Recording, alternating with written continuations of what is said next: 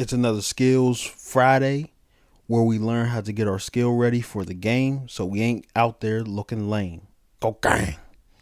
Make sure you subscribe to the channel, like and comment to our content. We are here to help you turn from cheese to the macaroni and cheese, man.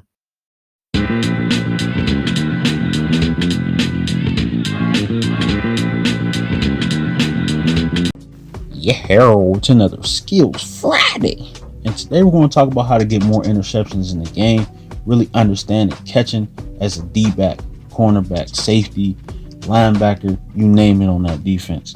So big shout out to Ryan, man. He asked for this video a while back. I'm now delivering it. Make sure if you have a video idea, you comment that below. So first and foremost, let's understand that catching is catching.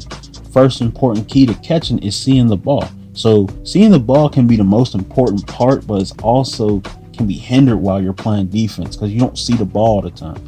I know, especially at corner, you're focused. If you're playing man-to-man coverage, you're focused on covering that guy. So your eyes and attention is on the player, and you may turn around and see the ball late, and the ball might be right there.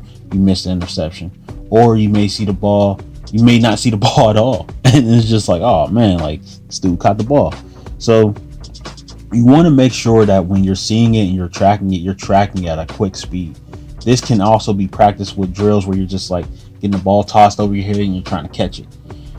Ball tossed over your head, trying to catch it. So you want to make sure you're tracking the ball and working on that and tracking the ball extremely fast. The next thing we're going to talk about is ball, you receiver. I know this is a weird concept, but my dad used to tell me this all the time. Very, very simple. You want to make sure you're between the receiver and the ball at all times.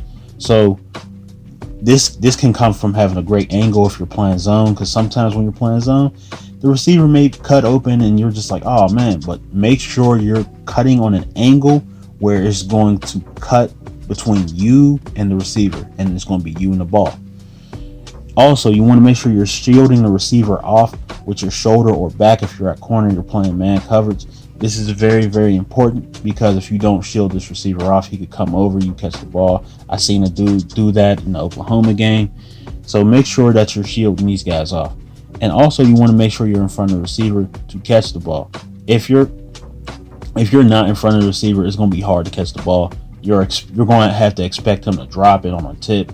And when you're expecting that to happen, you're already at a loss because you're out of control for the game. You're not in control of what you're doing, and you're not in control of the play.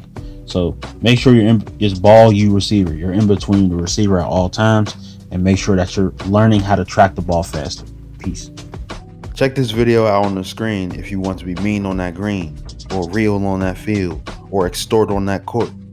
The No Baller Left Behind Act supports this video. You feel me?